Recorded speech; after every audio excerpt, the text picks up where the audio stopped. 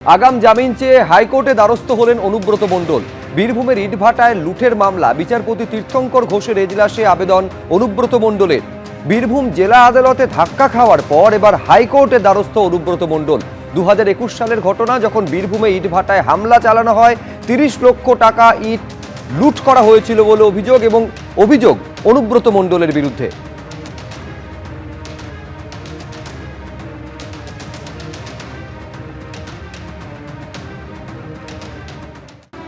ফের শহরে বিপুল পরিমাণে টাকার হদিশ।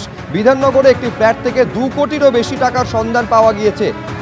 প্রায় রাতভর তল্লাশি চলেছে এবং টাকা গোনার কাজ চলেছে। 7 জনকে ঘটনায় গ্রেফতার করা হয়েছে। বিধাননগর পুলিশের সাইবার ক্রাইম, ডিটেকটিভ ডিপার্টমেন্ট এবং টেকনো সিটি থানার যৌথ অভিযানে এই বিপুল পরিমাণ টাকা উদ্ধার হয়েছে। বাজেয়াপ্ত করা হয়েছে 4টি গাড়ি, একটি স্কুটার।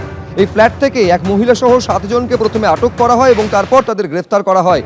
এই ফ্ল্যাট ভাড়া নিয়ে হাওয়ালার কারবার চলতো বলে দাবি পুলিশের।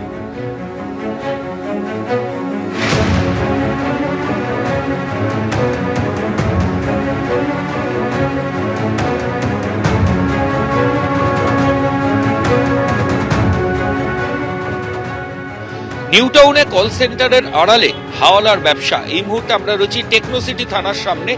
গতকাল রাতে টেকনো সিটি থানার পুলিশ এবং সঙ্গে বিধাননগর কমিশনারেটের সাইবার ক্রাইম বিভাগের যারা অফিসার, তারা নিউটাউনের একটা বাড়িতে তল্লাশি অভিযান চালায় এবং সেই বাড়িতে তল্লাশি অভিযান চালিয়ে 2 কোটি 20 লক্ষ টাকারও বেশি বাড়ির ভেতর থেকে তারা রিকভারি করেছে। গতকাল রাতভর সেই টাকার কাউন্টিং চলে।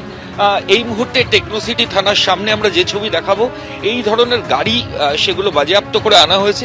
এগুলোই বাড়ির সামনেই রাখা হতো যাতে কারোর কোনো সন্দেহ না হয়।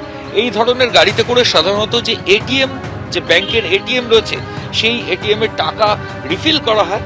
এই গাড়ির মাধ্যমে কল সেন্টারের টাকা হাওলাতে যে পাঠানো, সেগুলো কিন্তু করা হতো এবং এটা একটা বড় চক্র। এখন মোট 7 জনকে পুলিশ আধিকারিকরা গ্রেফতার করেছেন। 2টো গাড়ি সিজ হয়েছে, বাইক সিজ হয়েছে, টাকা গোনার মেশিন সিজ হয়েছে। বেশ কিছুদিন ধরেই কিন্তু এই চক্র চালানো হতো এবং যে বাড়ি ভাড়া নিয়ে এই গোটা চক্রটা চালানো হতো, সেটাও 6 থেকে 7 মাস আগে বাড়িটা ভাড়া নেওয়া হয়েছিল বলে পুলিশ সূত্রে খবর। গোটা র্যাকেটের সঙ্গে কারা রয়েছে সেটা বিধাননগর কমিশনারেটের টেকনো সিটি থানার পুলিশ এবং সাইবার ক্রাইম বিভাগের যারা অফিসার, তারা যৌথভাবে তদন্ত শুরু করেছেন।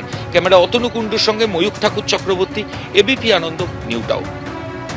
এখনো বহু জায়গায় টাকা জমা রয়েছে, সংস্থাগুলো তদন্ত করছে, কাউকে ছাড়া হবে না, স্পষ্ট বার্তা রাজ্যের পঞ্চায়েত মন্ত্রী। এর আগেও উদ্ধার হয়েছে, এখনো বহু জায়গায় কালেকশন চলছে অবৈধভাবে এবং বহু জায়গায় এইসব টাকা জমা আছে। এখানেই আছে আমার জানা আছে, গাড়ি করে পার করা হয় আস্তে আস্তে করে, শত শত কোটি টাকা আছে। তো সময় হবে যখন সংস্থাগুলো করছে, তারা খুঁজে বার করছে, বার হবে, কাউকে ছাড়া হবে না। এবিপি আনন্দ, এগিয়ে থাকে, এগিয়ে রাখে।